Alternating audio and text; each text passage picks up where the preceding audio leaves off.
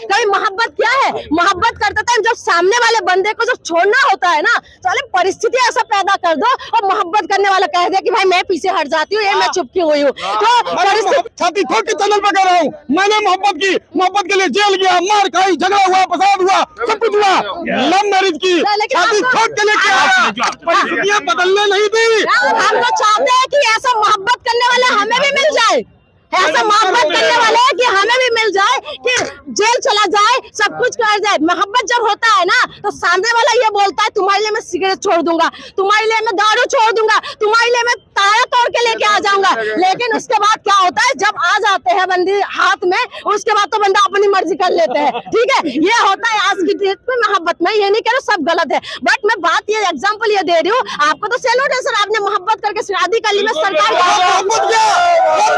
इन्होंने मेंटलिटी दिखा दी कि मतलब लड़की परिस्थिति देख के मोहब्बत बदल देती है। बहन, मेरी प्यारी बहन कह रही थी मंदिर से क्या होता है। जब हज हाउस बन रहे थे तो किसी के मुंह से आवाजें नहीं निकली थी, जब कब्रिस्तान की बाउंड्रियां बन रही थी तब किसी के मुंह से आवाज नहीं निकली थी, जब वक्फ बोर्ड को सारी प्रॉपर्टियां दी जा रही थी तब किसी की आवाज नहीं निकली थी, जब करतारपुर साहिब का कॉरिडोर बनाया गया था तब किसी के मुंह से आवाज नहीं निकली थी। आज राम मंदिर के मुद्दे पर सबके छाती पे सांप लौट रहे हैं। यही मुद्दा, जय श्री राम नहीं, बात मुद्दे की बात है। करतारपुर साहब सुनिए, करतारपुर साहब हमारे धर्म का, हम सिख धर्म से अलग नहीं है, सिख धर्म से हम अलग नहीं है, हमारा सब कुछ एक ही है। नहीं, हम नहीं कह रहे हिंदू धर्म है, हम कुछ नहीं कह रहे। ईंटें थी, मकान बन गया, ईंटें थी, मकान बन गया। सरकार ने व्यवस्था ऐसा बना दिया है, सरकारी स्कूल में लोग जाना नहीं चाहते। कभी सोच के देखा कि सरकारी स्कूल में लोग क्यों नहीं जाना चाहते? क्योंकि व्यवस्था ऐसा बना दिया। आपने बोला अपोलो मैक्स, इसमें जाना चाहते हैं। जब अपोलो मैक्स में जाते हैं ना, एक रात में जब एडमिट होते हैं ना, सबका ना पॉकेट खाली हो जाते हैं, जिंदगी भर का जो जमा पूंजी है ना वो निकल जाते, पूरी तरीके से पता चल जाते हैं। ठीक है, पूरी तरीके से खाली हो जाते हैं। आम इंसान अपोलो हॉस्पिटल में जा सकते हैं, आम इंसान क्या मैक्स में ट्रीटमेंट कर सकते हैं? आम इंसान को आप एक यहाँ पर आम इंसान खड़े हैं ना, इन्होंने बोला सरकार ने ये नहीं किया कि हमने बंद कर दिया, सरकार ने ऐसा मजबूर कर दिया है कि तुम वहां जाओगे ही नहीं। यानी कि सरकारी स्कूल का व्यवस्था ऐसा बना दिया कि पेरेंट्स वहां पर भेजना ही नहीं चाहते। बंद नहीं किया, लेकिन पहले तो वो सिस्टम को ऐसा बना दिया, उसके बाद बोलेगा बच्चा नहीं है तो बंद कर दो, फिर बंद कर देते हैं। अब प्राइवेट, इन्होंने बोला प्राइवेट में, प्राइवेट बैंक में चले जाओ, फटाफट आपका काम हो जाते हैं। सरकारी उसमें जाओगे तो आपको ऐसे बिठा के रखेगा जैसे पता नहीं क्या है। सिस्टम को पूरी तरीके से खराब कर दिया है कि सरकार के ऊपर से खराब कर दिया जाए कि लोग अपने हट जाए। की बात कह रही हूँ मैं, सरकार की बात कह रही हूँ। जो आज जब जितना भी मोहब्बत के दीवाने हैं ना, मोदी जी की मोहब्बत के जितना भी दीवाने यहाँ दिखाई दे रहे हैं ना आपको, अब नया प्यार है, अब नया प्यार है, तो अभी तो सब कुछ होने वाले हैं। उसके बाद पता चलेगा। इन्होंने बोला ना मेरी बहन के ऊपर बात आएगा, मेरे बच्चे के ऊपर बात आएगा, हाँ मेरी ऊपर जब बात आएगा तब मुझे समझ में आएगा। सरकारी सिस्टम को हम अगर सवाल नहीं करेंगे कि सरकारी सिस्टम क्यों बंद कर देगा, तो फिर कौन काम करेगा आप मुझे बताइए। अगर सरकारी सिस्टम अच्छा होता तो प्राइवेट में क्यों जाते? आज आप बच्चों से पूछिए, जो प्राइवेट स्कूल में जिन माँ बाप ने बच्चों को पढ़ा रहे उनका क्या हालत है, जो प्राइवेट जो हॉस्पिटल में ट्रीटमेंट करवा रहे हैं उनकी हालत पूछे कि बैंक बैलेंस खाली, गाड़ी सेल हो जाते, स्कूटी भी गए हाथ से। ठीक है, इस हालत होता है तो इसका जिम्मेदार कौन है? जिंदगी भर का जमा पूंजी खत्म हो जाते हैं। तो हम ये बोलेंगे कि प्राइवेट का बढ़ावा को सरकार हमने किस लिए बनाया? इसलिए बनाए कि प्राइवेट करो और जनता की पैसा खाली कर दो। हाँ, हम भी सरकारी स्कूल में पढ़े, हमारे टाइम में अच्छा व्यवस्था था, लेकिन आज की व्यवस्था खराब हो रहा है। इसका सवाल कौन करेगा? अगर बलात्कार हो रहा है, भाई ने बोला कि बलात्कार हो रहा है, ठीक है, मैंने बोला बलात्कार हो रहा है, भाई ने बोला मेरी बहन होता तो ये होता। तो आप ये क्यों नहीं समझते कि अगर यहाँ पर बीजेपी का सरकार हो, चाहे कांग्रेस का सरकार हो, चाहे आम आदमी पार्टी का सरकार हो, चाहे टीएमसी हो, जब तुम बीजेपी को सपोर्ट करते हो ना, अगर वहाँ पर बलात्कार हो रहा है तो तुम विरोध करने वाले के साथ लाके खड़े हो जाओ। अगर वहाँ पर कांग्रेस का सरकार है ना तो बीजेपी के साथ खड़े हो जाओ। अगर तुम कांग्रेसी हो तो खड़े हो जाओ साथ में, तभी तो बलात्कार रुकेंगे, तभी तो तुम्हें इंसाफ मिलेगा। तुम कहते हो कि नहीं मैं बीजेपी हूँ, नहीं मैं कांग्रेसी हूँ, तो तुम्हें इंसाफ कहाँ से मिलेगा? जनता खुद इस चीज में उलझे हुए है। आज आपको बता दूं, मेरी प्यारी बहन जितनी बात कह रही है बहुत तथ्यों के आधार पर कह रही है और पूरी बात में दम है। लेकिन आज आपको स्थितियां बता दूं, प्राइवेट अस्पतालों के अंदर अनुशासन होता है। सरकारी नौकरी पाने के बाद एक मास्टर जब पहुंच जाता सरकारी, वो कहता 60 साल में रिटायर होंगे, मेरा क्या करोगे, ट्रांसफर तो कर पाओगे। साइकोलॉजी चेंज हो जाती है गवर्नमेंट जॉब में आने के बाद में। वहां मोदी नहीं बैठा है, वहां योगी नहीं बैठा है, वहाँ राहुल गांधी नहीं बैठा है, वहाँ पर हमारे और आपके जैसे लोग ही बैठे जो वहाँ नौकरी कर रहे हैं। जब एक सरकारी कर्मचारी HDFC वाला मालूम है शाम तक टारगेट नहीं पूरा होगा, गेट दिखा दिया जाएगा, लेकिन SBI वाले को मालूम है गेट तो बेटा 60 साल की उम्र के बाद ही हम देखेंगे, तुम क्या करोगे, ज्यादा से ज्यादा कहीं ट्रांसफर कर दोगे। हमारी जो सामाजिक मनोविकृतियां हैं ये हमारे सिस्टम पर हावी है। एक सेकंड कर करना चाहूंगा। अब जैसे अंकल जी ने बोला ना, अभी क्या बोला उन्होंने, प्राइवेट में काम करते हैं। अब मोदी ने कई चीजों को प्राइवेट सेक्टर में ला दिया, तो लोगों की कमिटमेंट क्या आती है, देश बेच दिया। अब तुम्हें सर्विस भी अच्छी चाहिए और क्या नाम है, सरकारी वालों गाली भी दोगे। सरकार भी प्राइवेट बना दो ना, सरकार भी प्राइवेट बना दीजिए, सरकार को प्राइवेट बना दो। सरकार को बनाने का, सरकार को इसलिए सरकार को हम जिम्मेदारी क्यों देते हैं, सरकार को जिम्मेदारी क्यों देते हैं? अगर सरकारी होगा तो आपका MRI फ्री में होगा, आपको पैसा देने की जरूरत नहीं है।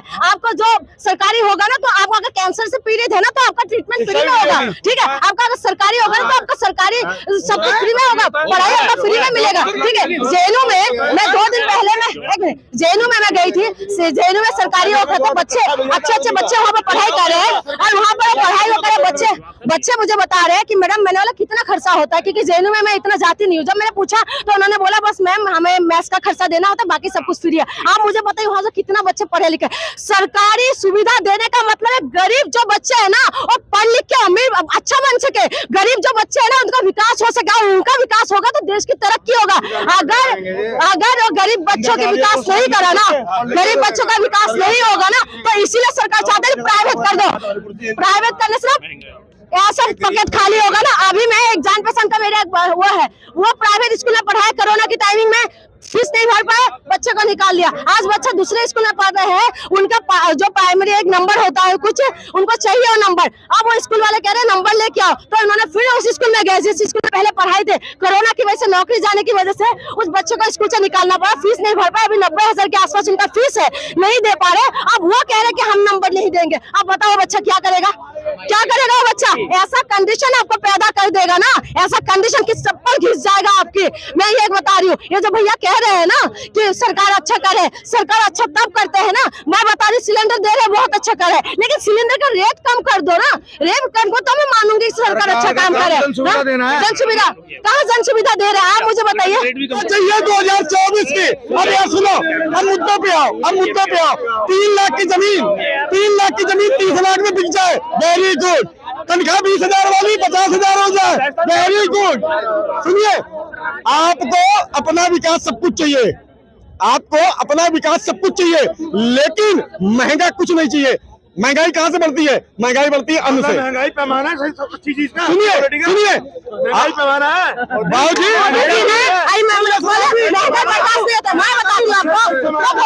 मोदी जी अपना खर्चा काम क्यों नहीं कर लेते? किसान अगर फसल महंगी कर रहा है उसमें लागत नहीं लगती है।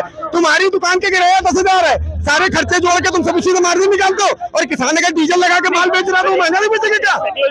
हम तो बेचने दे रहे हो, हम तो बेचने दे रहे हो।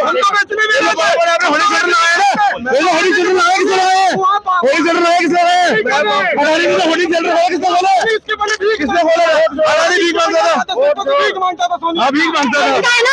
अदानी अंबानी करते रहेंगे। अदानी पहले भीख मांगता था, इनको ये नहीं पता ये सब कुछ निचोड़ के ले गए। वो है ना 2 बिल्ली की लड़ाई में तीसरा बिल्ली का फायदा, इनका यही आदत है। 2 बिल्ली लड़े, तीसरा बिल्ली रोटी खा रहे हैं, इनको ये नहीं पता। इनको पता चलेगा 2024 में मोदी जी जीत के आएंगे, आने वाले हैं और बहुमत के साथ जीतेंगे। और उसके बाद ना अब तब मैं पूछूंगी कि आप बताओ कि कैसा लग रहा है। तो अच्छे दिन जो होगा ना, अच्छे दिन तब पता चलेगा कि क्या होगा, क्या होने वाले हैं, तब पता चलेगा।